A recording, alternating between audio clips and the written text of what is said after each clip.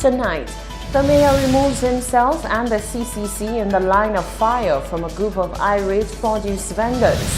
Kimberly De Leon's aunt mounts a one-woman march to demand that the wheels of justice turn faster for her deceased niece. Today gives 7 months since she's deceased and we have no answers. Nobody's coming and say anything, and I want some answers. And a NEMO investigation discovers that an oil spill from Wasco sewage treatment plant affected the Beausejour area. We have the details of these stories and more coming up. This is the Hot 7 Nightly News with Lovely and Amy Joseph.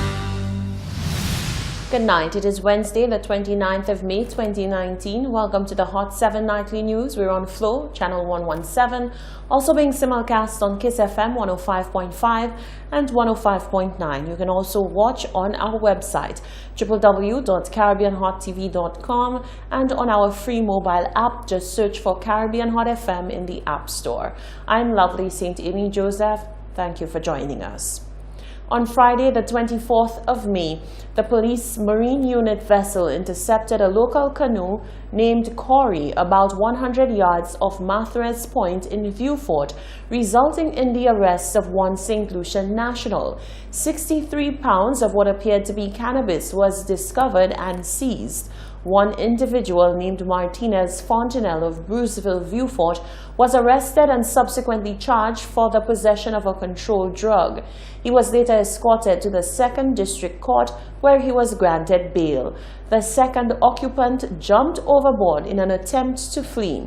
Searches were conducted in the area for the said individual, but to no avail. On Tuesday, the 28th of May, a body of a male believed to be the second occupant on board the vessel was recovered at a beach along Mathre Point. Formal identification has not taken place, and as such, this cannot be confirmed at this time by the police. An update will be provided in due course. In other news, 7 months after the gruesome homicide of Mont resident Kimberly De Leon, her aunt is agitating for justice as her niece's killer is still at large. Holding a one-woman protest, Alex Williams says answers are long overdue. Rochelle Gonzalez reports. Today I decide to do a one-woman match. I don't want no crowd, just a one-woman match, and that is just the tip of the iceberg. These are the fighting words of a woman on a mission. Alex Williams is the aunt of 42-year-old Kimberly De Leon, who was gunned down at her home on the night of October 29th.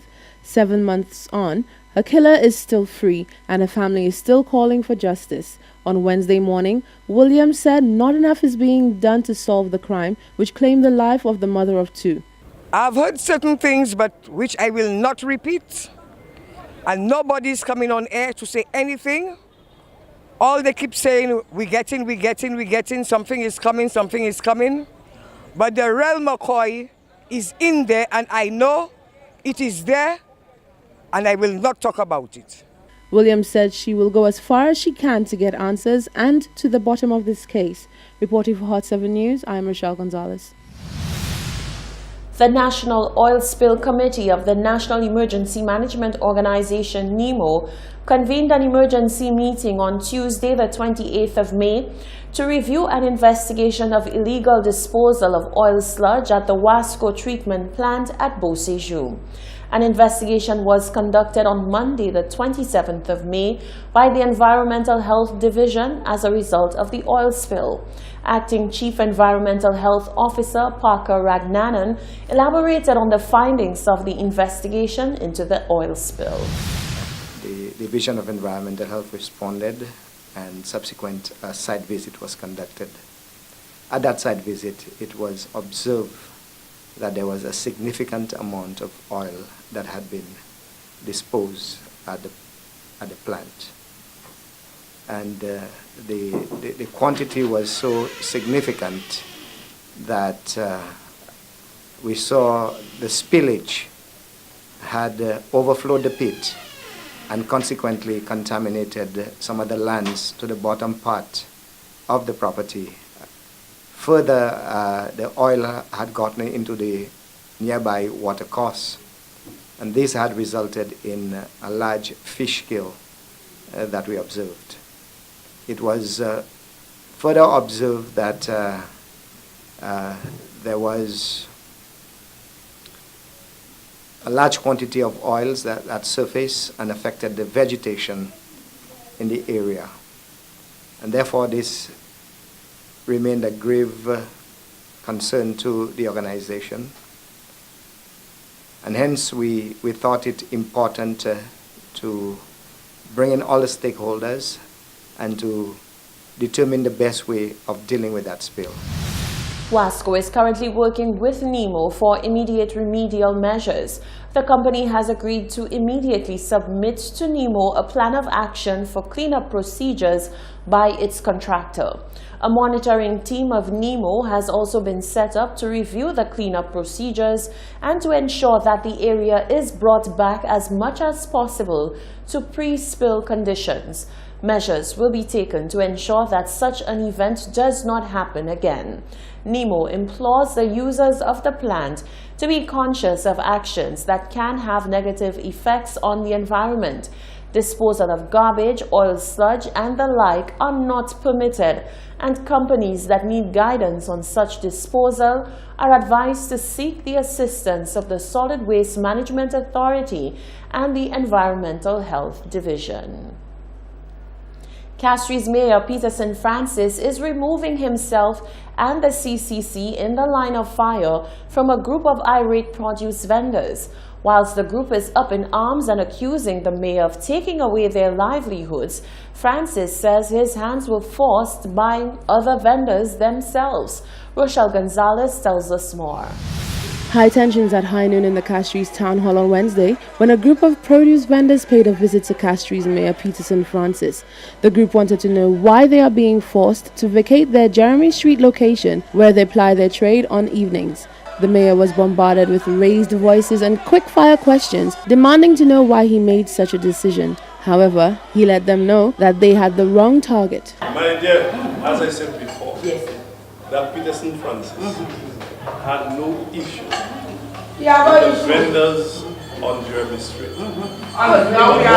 When we consulted the people, they were very strong as far as they're concerned.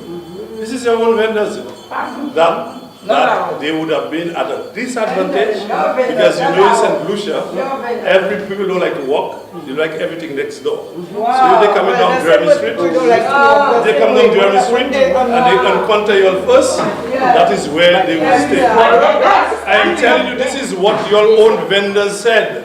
That is not how we think. If you all have an issue, have an issue with the vendors. They are 100%. I will not allow somebody who revolt against me. 120 people revolt for 8 people. Is that so? Okay? That's so. So if 120 people said they would like the 8 people to come to the market, I'd rather 120 people demonstrate against me for 8 people. You understand that? Francis insisted that it was never a part of his plans to remove the vendors from the said location, as they were not affecting the Castries Market redevelopment project. The vendors, however, did not find his words very believable. I see that meeting, it's a waste, it's a useless. Because as far as I can see, we in front there have nothing to do with renovating inside the market. We outside, we have, I don't know why they want us to move, you know. Because they send those that inside, they send them down there. They're there from, I think like maybe 5 o'clock up until 6. That's a whole day they have. And we come in there at 4 to about 9 o'clock for the latest. So I don't see why they want us, the mayor, as the mayor for the city, should set an example, say that the people can say that. But he's saying that the vendors down there saying that if we come there, it will be an advantage to them. Because we'll be selling and they're not selling. That, I don't see that. Pierre said while she's open-minded about a suitable relocation, she feels helpless over the decision. Are you going to move? And if not, are you willing to accept the consequences? Well, as he say, I alone can't fight the others, you know, because that's what they want. But I'm seeing it unfair to us, because I myself live in the country so late to come down there and sell. I see how that can affect the people that is selling down there. You understand? Mayor Francis said if the vendors refuse to move following Wednesday's meeting, then the law will surely take its course. Reporting for Hot 7 News, I am Rochelle Gonzalez. Meanwhile, the president of the Craft and Dry Goods Vendors Association, Peter Ras Isaac, says a lack of conscience and consultation on the part of the mayor is to blame for the debacle. Solange Alfred reports. Vendors are up in arms, and the president of the Craft and Dry Goods Vendors Association, Peter Ras Isaac, says he fully supports them, noting that he too is outraged. He criticizes the mayor's lack of consultation. He declares a callous move on the mayor's part is greatly affecting the livelihood of the vendors who sell outside the market. If I did not get any resistance, I'll be disappointed. We in St. Lucia, and we understand that people will, the majority of people are happy. If you go there, you see people in smile. You know people will complain and try to make you believe that the new location, like I just heard a vendor said, around now, if she was on the road, she said $60 already, but she only sell $10 for now. So if I did not, St. Lucia, people always test the system. And this is one of the reasons that we have crime. So prevalent is that. They want to test it. They want to see where you're coming from, and they want to see. So when you take drastic action, they understand. For argument's sake, we had yesterday, one or two of them say they're not coming, right? They're not going there. Nobody was there. But who was in office? But our city police went, tell them, look, you're not there for today, but we will not allow you to be there tomorrow. But who were in our office first thing this morning, coming to collect their stipend so that they could relocate? It's the same people. So that is St. Lucia. The mayor, for his part, continues to question the legitimacy and authority of Ras Iper to advocate on behalf of vendors. This is the heartless kind of situation that's going on without consulting with people.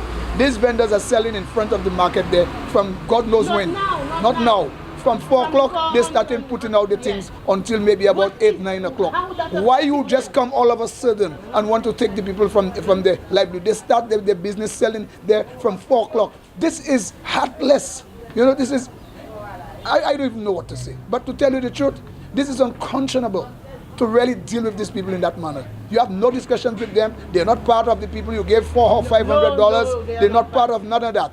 All of a sudden, you just come in and tell them, you've been collecting from them every night, every evening, you have special workers to come and collect from them. And all of a sudden now, you're just coming out and tell them they cannot stay there. So their perishable items, the perishable goods will stay there and got rotten. They have already invested. Is that conscience? I think Gorilla have eaten out Mr. Francis' conscience. And what he's doing there is going to catch up on him. Karma is coming for him. Karma is coming for him. Francis says further that the outrage was anticipated, as the nation oftentimes fears change. First, ask Mr. Ras Isaac, is he the president of the Vendors Association? When I get a response to that, I respond to everything, all the queries you want. And so, but I want to know first if Mr. Ras Isaac is the president of the Vendors Association. The rehabilitation of the Castries market is currently in its first phase, which involves the relocation of the vendors and construction work to the designated areas. The construction work to redevelop the market is estimated to span 3 months. Reporting for Hot 7 News, I am Solange Alfred. This is Hot 7 Breaking News. The people and them down that side there. As long as you have 4:40, 5 o'clock, they're closing. So these people are coming to deal with people that are coming from who works in the hotel, who works, after work persons. Why are you trying to deal with them and you never had no kind of meeting with them, no consultation with these people to talk to them about anything? You've been collecting money from them all these years, and all of a sudden now you just decide, he said.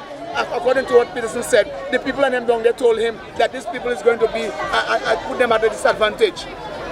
How could they put them at a disadvantage when they are closing down? Between 4:30 and 5 o'clock, they're closing down. These people come in here from 4 o'clock until about 8 o'clock. We want $50, lady. Yeah, we want $25. Now, who come with our sigla? Tout clair. Et qui s'en a payé, driver? Mat machine, qui s'en a payé? Table qui mange, qui s'en a payé? Qui ça n'a payé, qui ça n'a payé? So pour nous qui pas manger tous les jours pour venir pour dire qu'on chaille la pas man là paye. Qui ça me ça fait? M'a envoyé puis il a mis depuis lundi moi m'a voyé qui va vendre, il va courir les mains. Lundi, mardi, mercredi, moi vous aider. Mali pièce toi c'est aider moi vous aider, pas vraiment vendre. Qui ça n'a fait? Moi vous aider.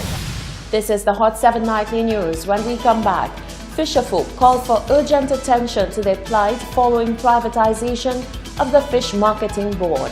St. Lucia's Prime Minister Alan Shastney says he continues to support greater investment in Carnival, and the public weighs in on the market mayhem. Those stories and more coming up after the break.